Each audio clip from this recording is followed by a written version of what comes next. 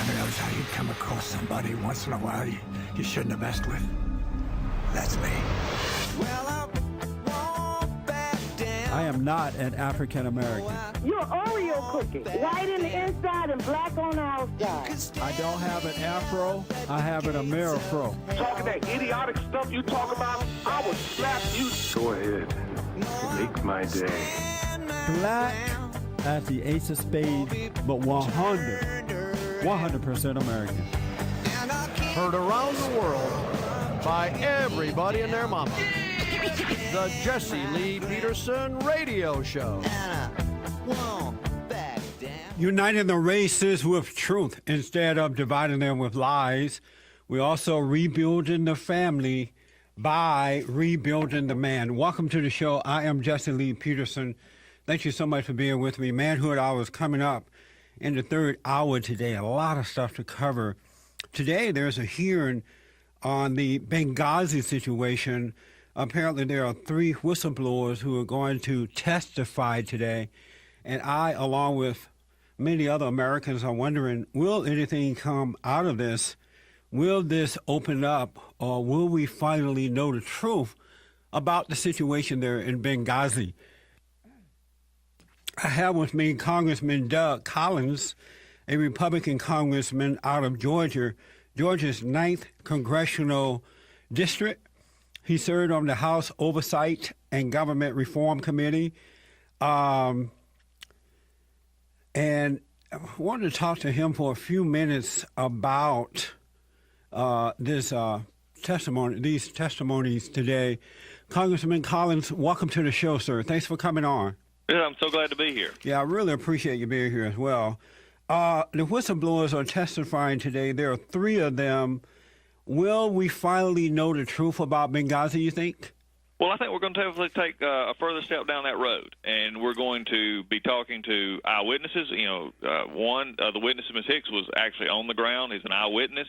We're also going to have others who are intimately involved in that night. And what we're going to do is we're going to hear from them. The American people are going to hear from folks who are on the ground, and this administration and others who have tried to sidestep this, who've tried to say this was a long time ago, why don't we move on? Well, they're going to have to face the facts, because we had Americans who were killed, and we owe the American people an answer. But also, more importantly, we owe the diplomatic corps around the world an answer, so that they know that we have their back. Absolutely. If anything would happen to them. Congressman, was there a systematic failure that left the facility inadequately protected? I think there's been a number of questions raised, and things that have already come out concerning Ambassador Stevens asking for more help, in security-wise, having some of the security removed earlier on. Those are all things that have been a concern, and I think the Accountability Review Board had pointed out some of those things that are just simply saying there was not adequate security there. Yeah. Do you know if Hillary Clinton cut out the State Department counterterrorism? Do we know that for sure? Not at this point. We're still investigating, and I think the hearings that we're going to have are going to delve further into that. Once we find out if that did happen, what does that mean for Hillary Clinton?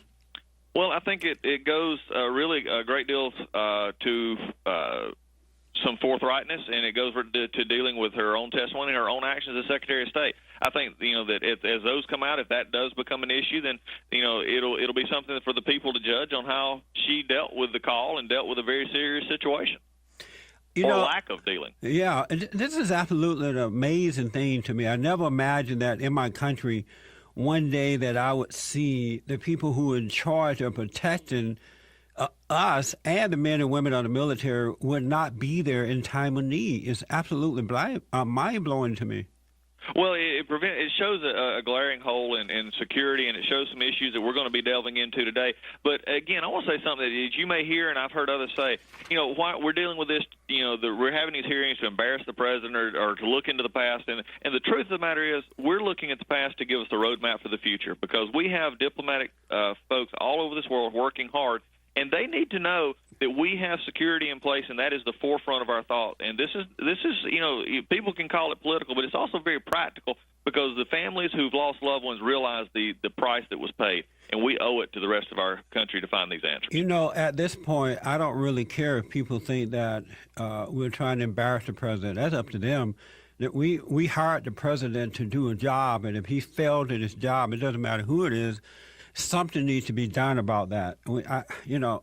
Whether it's politically or not, we need to get down to the facts of what happened there and what can we do to prevent this from ever happening again.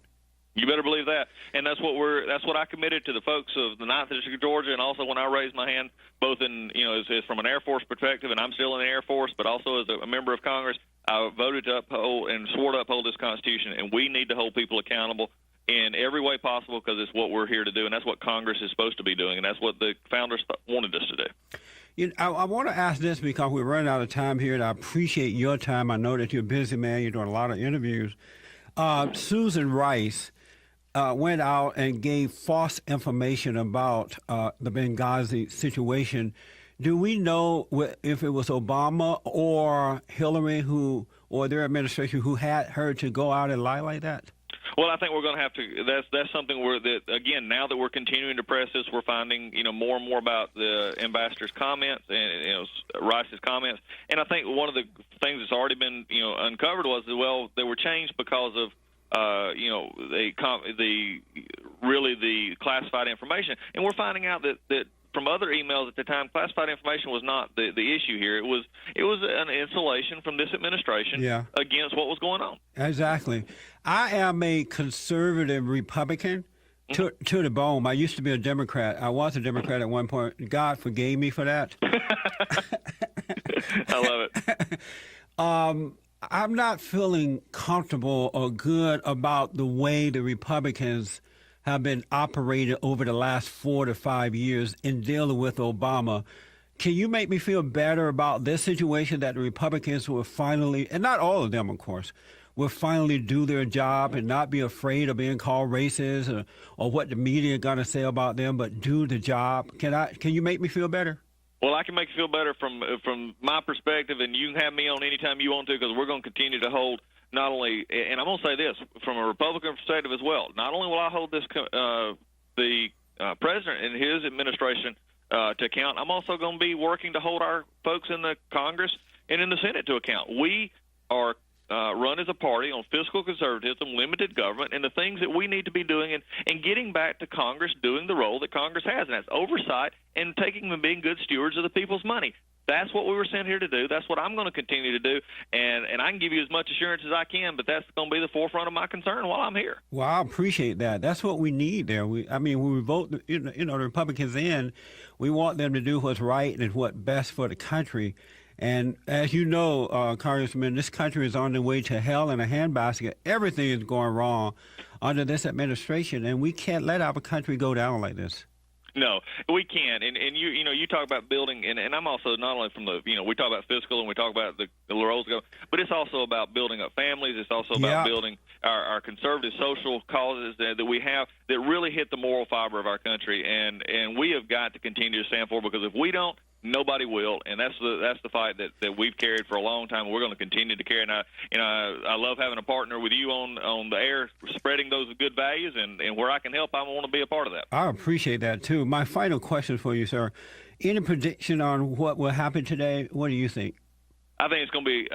What I've told a lot of folks is sit back, let these folks make testimony, and then I think you're going to see, by the end of this afternoon, you're going to see an interesting, I believe, shift in what people think about Benghazi. It's not going to be something that is going to be simply by other people in the media going to be able to put off and say this was something that we don't need to be dealing with. I think in the end of the day, there's going to be a very, very different perspective of what went on. Thank you, sir. Just make sure you tell them I said don't let the Democrats intimidate them. I remember when Hillary Clinton went up to testify, she got angry and tried to intimidate the Republicans by saying, why does it matter who did what or what caused it to happen? We just need to move on.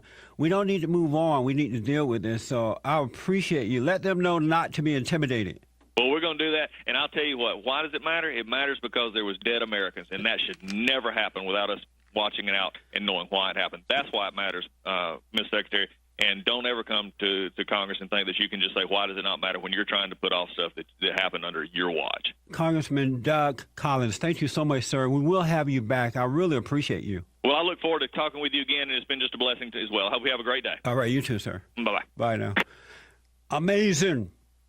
888-7753-773, 888-77-JESSE. Here are the names of the three whistleblowers who will be testifying today. And by the way, Patrick Rooney will be here tomorrow to update us on the hearing this morning. So, this morning. So we'll get that out to you as well. When I come back, I give you the names of those whistleblowers. 888-7753-773. Back in a moment.